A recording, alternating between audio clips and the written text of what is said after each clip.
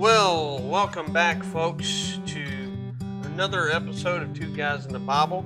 We appreciate you tuning in, giving us a listen, and as always, we hope everything we say and do is honoring to God and it edifies His people. So we've discussed some things the last 2-3 weeks. We've used some terms and phrases some people may not be familiar with. We've used the terms and phrases a lot. Yeah, terms like woke, virtue signaling, social justice warrior. Some people may not even know what that is. There's a new song if you want to. Saw that. Yeah. If you want to understand what social justice warriors are all about. Yeah. Listen to their superhero song. Oh. Yeah, it's very. It's just very grievous. sarcastic. This stuff is grievous. It's not surprising that the world thinks this way. The reason why it's important to us to talk about is not because it is because the world's talking about it, and this is the way the world, and it will come against us, the Christian church. But right now, why it's more important for us is because there are people inside of evangelicalism that are buying into these things, that are using them. That are using it as tools. Some of them are just buying into it altogether, and it deals with the issue. I mean, you would say that it predominantly deals with, in our culture, they're talking about the black-white race issue, and that everything that's not fair and equal from black to white is a form of oppression, it's a form of racism, it's a form of white supremacy and power over the black man if he's not making a certain amount of money, if he's not getting doesn't have the same quality of life even that the white man has. It's because of this. So, and it's not just that issue. That's homosexuality. It's transgenderism. Yeah. It's they're throwing all of them in there, but the main one would. Right. Yeah. But so it deals with all these things, and the reason, not that discussing those things necessarily is a bad thing. We can have a conversation about it. What makes it dangerous among the social justice camp, among these virtue signaling camps, or is people that would say that you are guilty of oppression, you're guilty of racism, you're guilty of participating in a systemic racial oppression of all the minorities simply because of who you are and the color of your skin. That's what makes this dangerous. What people are saying is that you are sinful based on the lack of melanin in your skin. And that is antithetical to the gospel. It's antithetical to the biblical worldview. And so, if you just take the term social justice, by its own definition, I mean, these are just like basically Wikipedia, Google definitions. I mean, these are the woke crowd's definitions of social justice. It's justice in terms of distribution of wealth, opportunities, and privileges within society. So it's socialism. Yes, because that is not justice. No. You don't. Here's what they mean by distributing wealth. Taking money from the wealthy people who have earned that money, stealing it, and then giving it to people who have not earned that money.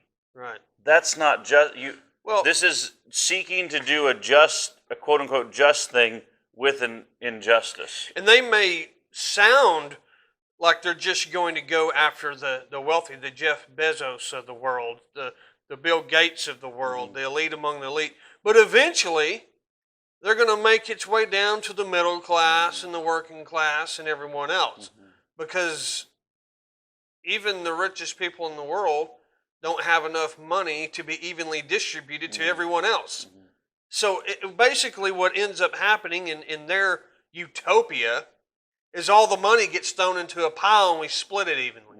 No matter if you work 80 hours a week or you stay at home all week. Again, it's social. They call it social justice, but what it actually is socialism.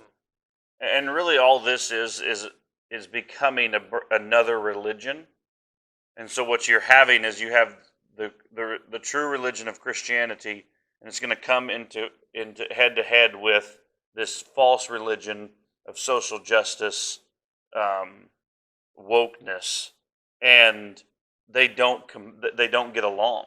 They're completely opposite of one another, and so they're trying to seek this justice, and they think that if certain groups don't have the same opportunities as another group, it's an injustice. Right.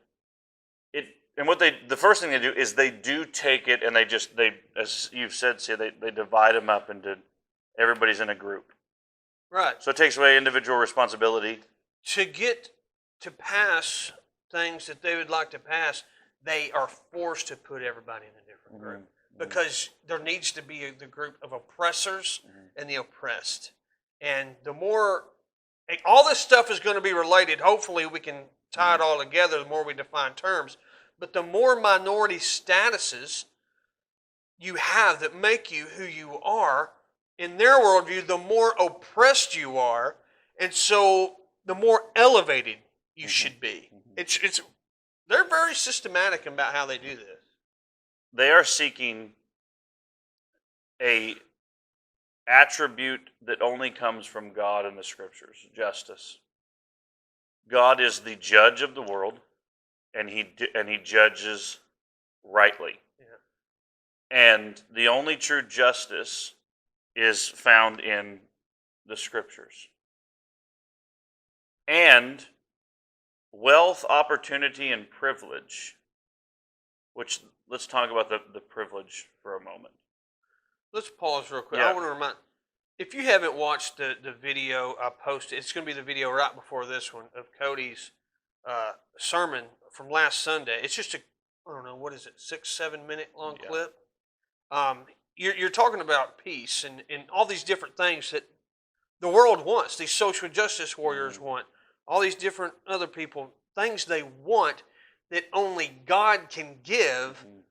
They want them, but they don't want God. And so what they end up with is chaos and absurdity because they're trying to create things that only God can give. Anyway, I would encourage you all to go back and watch that clip. And these things of wealth, opportunity, and privilege, those are things that God gives, and he gives to whom he wants to give. He makes people wealthy whom he wants to. He gives certain opportunities and privileges to some people that he doesn't give to others. Because that's he has the right to do that. Right. Some he makes poor, some he makes rich. Some he gives less opportunity, and some he gives more. Some he makes 6'8", 250 pounds, solid muscle, and some he makes 5'6", kind of halfway decent beard and kind of chubby. A little chubby. That's me. Yeah. I mean, it's like it's what it is. It's not a, and so what social justice people hate here is providence. Right. They hate God's sovereign providence over the world, giving to whom he would give whatever he wants to give them. It really is. Sorry, Rona. It really is an attack against everything that God providentially brings about. Everything. Your gender. Right? God providentially worked out your gender. Well, what do the social justice warriors do? Oh, no, that's wrong. You can be whatever you really want to be. There's no such thing as... You can be whatever you want to be, but you can't identify as another ethnic group because that's racist. Yeah, that's, what is it? Cultural appropriation. Yeah, that's not right. So that's how I want the Christians to look at this and go, it's sometimes when you listen to it, you go, what in the world are they talking about? And for me, it's easy to kind of try to dissect down to a simple form.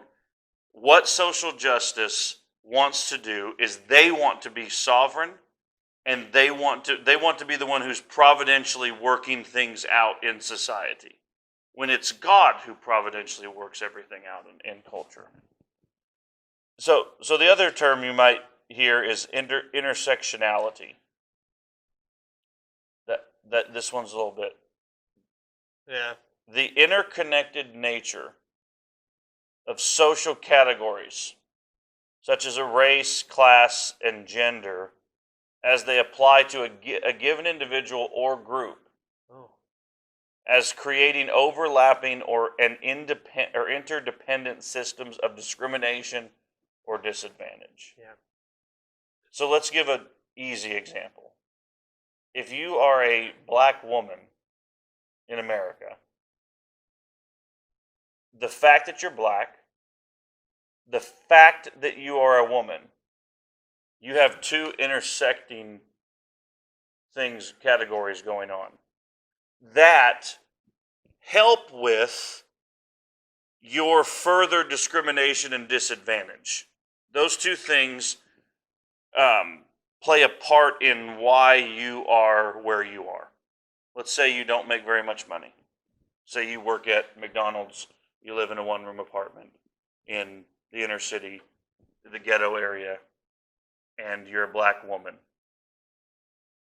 The reason why you're in the ghetto, the reason why you're impoverished, and the reason why you can't make it ahead is because you're a black woman in America, and this is discrimination, and that's why you're disadvantaged. So what's interesting to me and all that, by the way, that's not what Cody believes. That's what social justice says. Right. I want to make that clear. Thanks, yeah.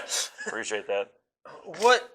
What's interesting there is that the social justice warriors who claim to be fighting against racism actually reveal their racist hearts when they say and believe things like that.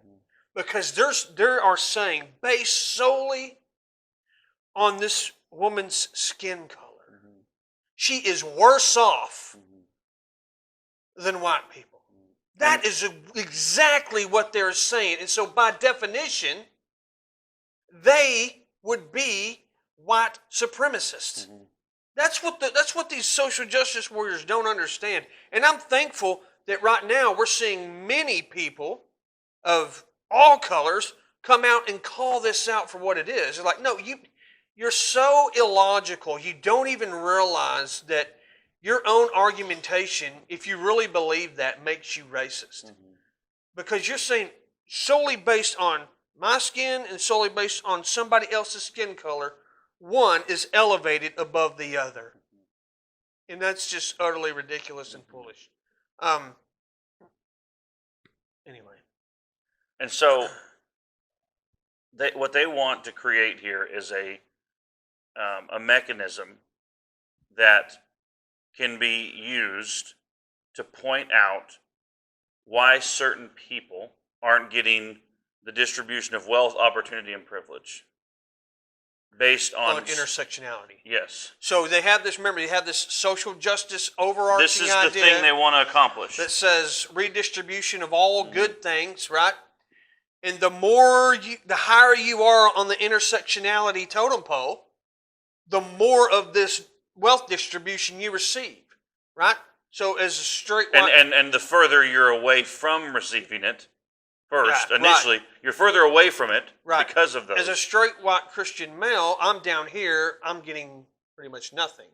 But if I was... in their category, but remember, in their mind, you are, right now, you're getting all of this. Right. Because you're an able-bodied, I wish I knew where it was. Yeah. Able-bodied, straight, white, conservative. You are the oppressor. You're the one who's getting all of the wealth, all the opportunity, and all the privilege. I wish I knew where some of that was. I'm telling you. Man, I could use it. Yeah. But anyway, and so the more minority statuses I have that intersect to make me who I am, the more elite in their eyes I get. So if I'm a transgender Arab, grew up Jew, converted to Islam, whatever, then I have all these different things that are intersecting to make me who I am. And so the higher I go up on the intersectionality ladder, so the more wealth distribution I get to receive. It's, again, this is what happens. Which is exactly the opposite of what they're asking for. Because what they're doing now is showing partiality to a certain group. And so this group, because he has more of on the intersectionality chart, gets more than the person over here, which is all they've done is just flipped. According to them, they're just flipping it. And so God shows no partiality. Right. And he calls us to show no partiality to people based on their race, their class, or their gender. Gender in certain sense, because as far as equality yes goes, yeah, because there's a difference in genders, and the scripture is very clear about certain things that men are to do and women are not to do. So anyway, but if you teach those things that God says, you're just they'll call you a misogynist. And so here's what you have to understand: the oppression that they are talking about is Western culture. How rude and unprofessional. Wish you would turn this off. Sorry. Let's apologize. So, they hate Western culture. Okay? Right. Which means what, Cody? They hate Christianity and whiteness. Not because that's the sum total of Western culture. It's just that's the predominant group of people. That's the predominant view or teaching that created and formed Western civilization. The values that kind of you find all interwoven in Western culture is the Christian culture. Yeah. And so again, they hate providence. So they hate providence, and so this book and Christians, we are the ones that they're truly coming after, because we are the oppressor. Because we'll say that the color of your skin doesn't matter. Well, they don't like that. We would say that homosexuality and transgenderism are sinful things. That's not going to fly. No. We would call people to individual responsibility, and they don't like that. And then finally, we're going to say, God gives to whomever he wants to give whatever he wants to give. Well, all of that just, they're not having. It flies directly in the Right. face of their worldview. Right. And Right. it doesn't fly. When you keep suppressing the truth of God in your unrighteousness, but keep wanting things and demanding things that only he can give, you buy into this stuff. And again, like you said earlier, we expect it from the culture, we expect it from the reprobate, we expect it from a society who is anti-God. But what we've seen over the last few years is this stuff infiltrating the church, like big social movements have always done throughout church history. That's why these things are important to talk about. A lot of people, well, why are you even worrying about this stuff? Let's just do us, let them do them. No, Paul always addressed stuff that was trying to infiltrate the church. We have to stand guard against it. We have to recognize it for what it is, and we have to rebuke it and call it out for what it is. And it's antithetical to the gospel. Yeah, and because what we could say is, are there people who have had discrimination and disadvantages because of their race, class, or gender? Yes. I would say there is. That's probably happened. And that's sinful. And that shouldn't happen. Right.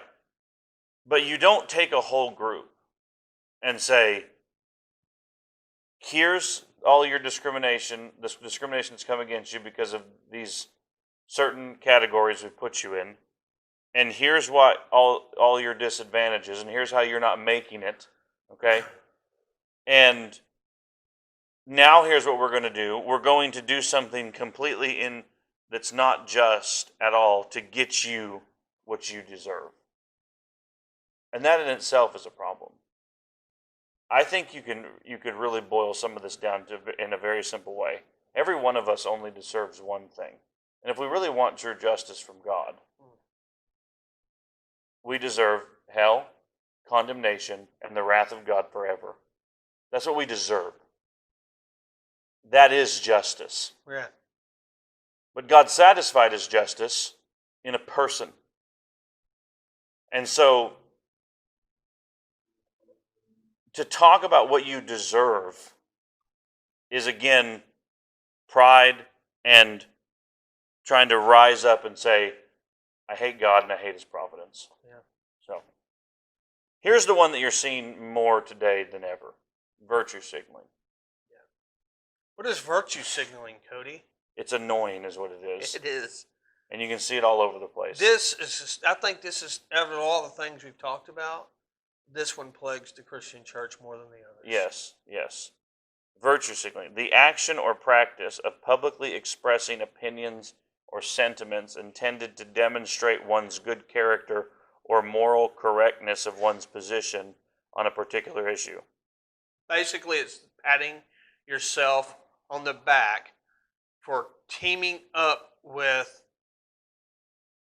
a group of people that you think is oppressed. Mm-hmm. So, or as Ben Shapiro said, it's signaling the virtue without doing the actions. It is. That's all it is. And you're so brave doing it, right? Because you're on the internet, where everybody can get be around you physically and say things to you. You just you're not brave. You're just not put stuff actually out there. doing anything. Yeah. Let's just use an example. Let's use a Christian example of virtue signaling. Let's say you and Rudy and Whoever. Seth. You, Rudy, and Seth. Those are two guys in Cody's church. You go out and you're evangelizing, which they do often. They go out and they preach the gospel and all that good stuff, okay? So y'all are out evangelizing. You're handing out tracts. You're sharing the gospel with people. You're doing all this stuff that Christians are called to do. Mm-hmm. And I'm over there in my chair drinking lemonade. By a tree, yeah. Yeah, in a shade tree. While y'all are doing all the labor, y'all are doing all the work. Y'all are fighting hard for the kingdom of God. And I'm sitting over there in my chair sipping on lemonade.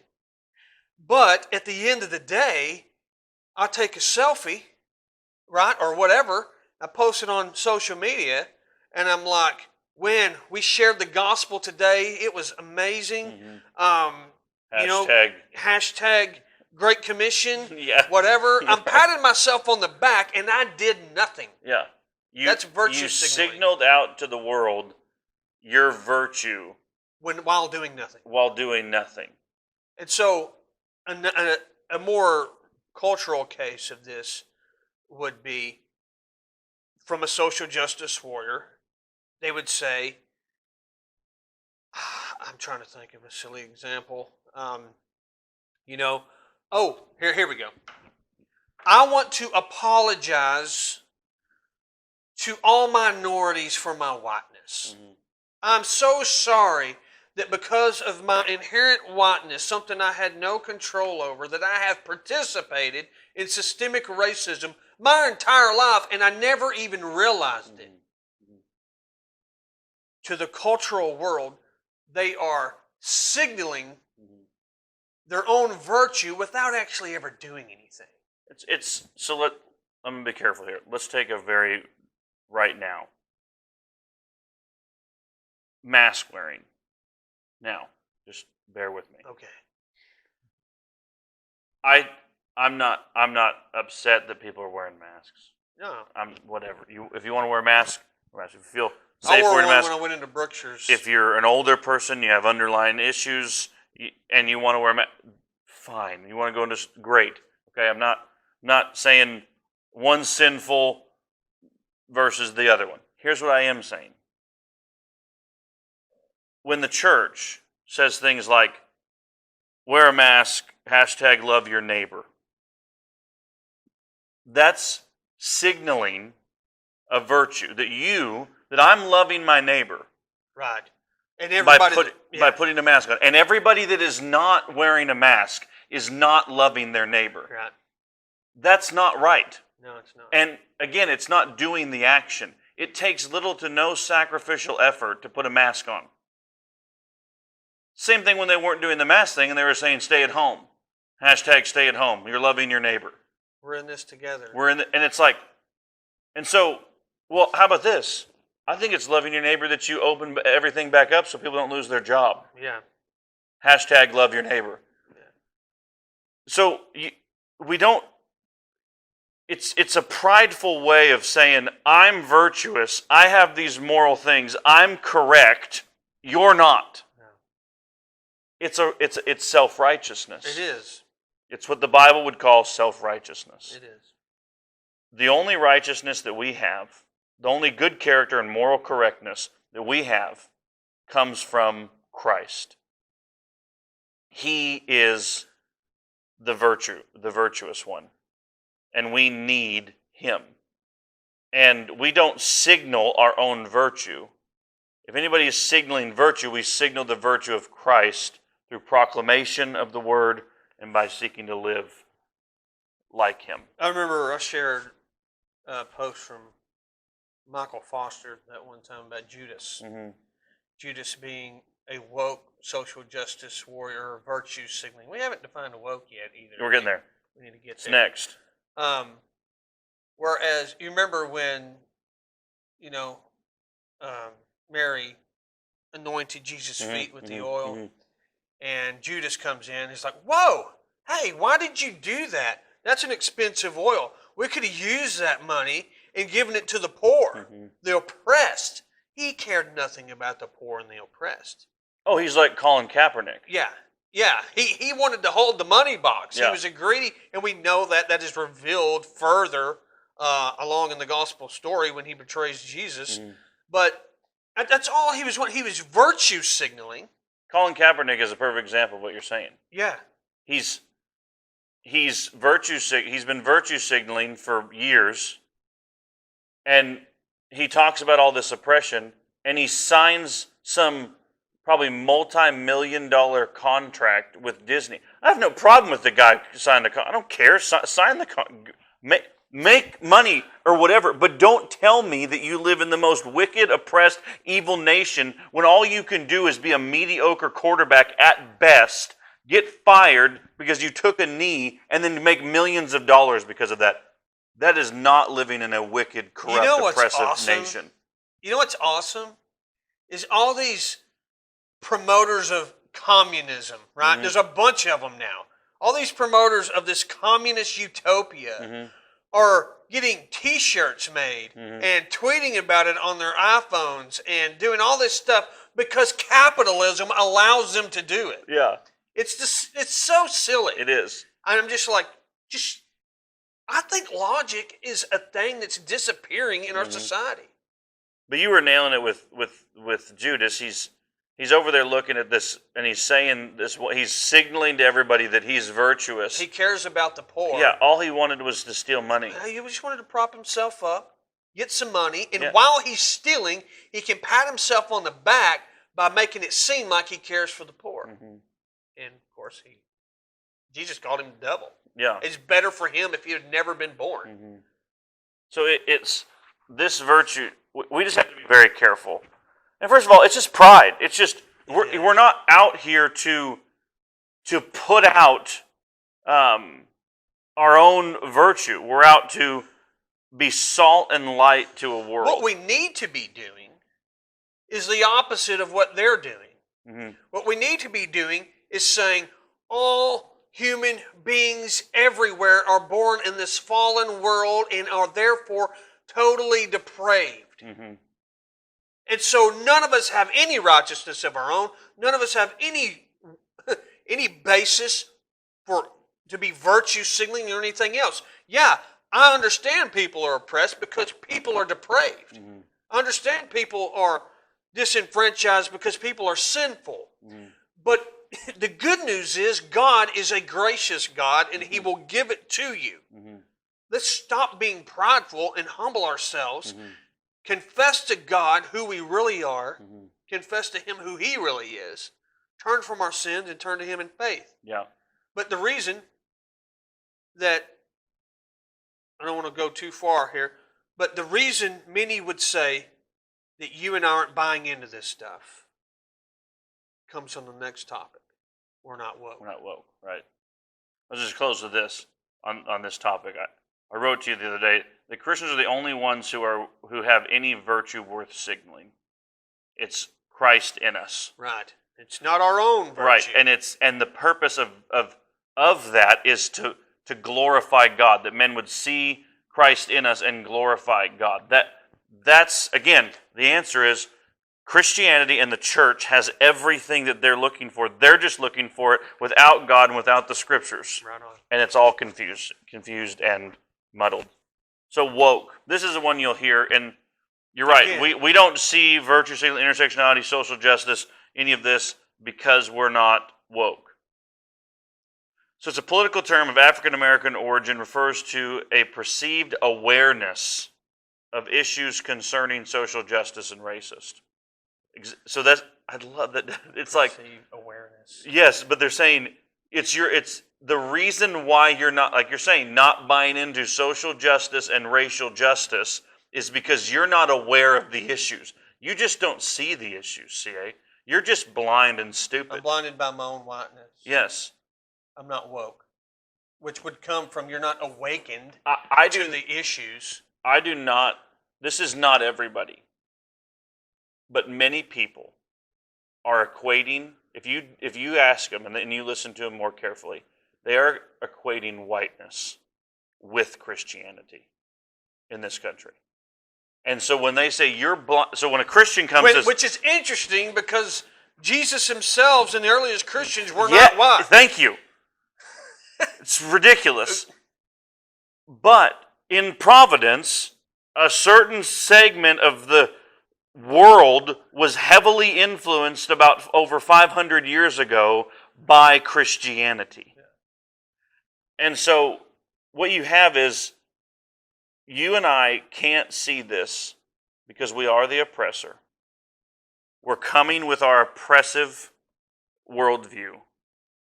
And so we need to be woke. We need to have an awareness of the lack of wealth, opportunities, and privileges in society. And your participation in yes, that. Right. That's what they would say. And here's the other thing. Am I aware of racism? Yeah, I'm not an idiot. I'm alive. And I understand the Bible, that there's depravity, and men hate each other. Men show partiality because of their depravity, and men hate each other because of their depravity. Yeah. And so I'm well aware of racism. I'm just not going to capitulate and say the way you fix racism is by doing more racism. Because that's what they want. Because one guy on the internet that we like says, because we're adults. Right.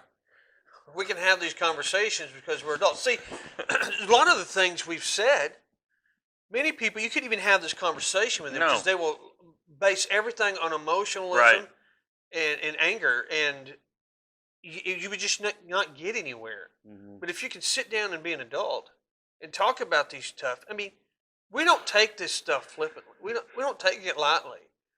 We understand that some of you might be watching right now have been angry about something we've said. Mm-hmm. And we're just trying to convey this one overarching thing is that this idea of socialism, intersectionality, wokeness, virtue signaling, it's all operating in a system that is anti the biblical worldview. Mm-hmm. Like you said a few times, God shows no partiality. Mm-hmm. We're all one in Christ Jesus. Matter of fact, the Bible doesn't even mention race. It mentions one race, the human race, and we're all fallen and sinful. And we're in need of grace. Mm-hmm. Now, there are certain ethnic things that can be brought up in the Bible and stuff like that make different people unique from one another. Let me ask you a question. Is it unjust for someone to not be wealthy? No. So we live in a society where it's also not unjust for somebody to be poor. No. And we should show no partiality to either one. Right. We preach the gospel to everyone. We shouldn't even show partiality to the poor. Right. Just because we feel like they're oppressed. We should not show partiality to either one. You should love them. Yes. Love everyone. Yes. And so you have a whole system that is, how do I want to put this? There will be no true justice until Christ returns. When Christ returns, justice will reign. And it'll reign for eternity. And all of these things will just go away. Yeah. And so, again, the simplest thing for me and for Christians is that the Scriptures, God, His kingdom, the church, has everything. But you have to bow the knee to Him. And you have to rid yourself of the idolatry that goes on inside of... And your self-righteousness. And your self-righteousness. Because Christ has satisfied the justice of God. Christ has brought from every tribe, tongue, and nation people into one body and made one new man. He's made one new man. Like, right. Out of all sorts of different ethnic and cultural backgrounds, He's made one new man in the body of Christ. Christ is the head. And so it's the gospel that we preach to the wealthy, to the poor, to whomever. And here's the blessing. We live in a country where the poorest person can become wealthy. They can come out of that. There's nothing inside the system by law that's pushing and keeping that person down. Right. There's human responsibility, individual responsibility. So, anyway. But we'll read this little passage, and then hope it'll drive home why their goals and their agendas can never be accomplished. Right? They want justice, but it can't happen. Because this, none is righteous, no, not one. No one understands, no one seeks for God. All have turned aside, together they have become worthless. No one does good, not even one. Their throat is an open grave, they use their tongues to deceive. The venom of asps is under their lips. Their mouth is full of curses and bitterness. Their feet are swift to shed blood. In their paths are ruin and misery. In the way of peace they have not known. There is no fear of God before their eyes. So that's natural. That's all of us apart from Christ. And again, like we're beating this horse, but it really is the basis for all this. You cannot want things that only God can provide and not want Him. Well, you can want them, but it's not going to work out for you.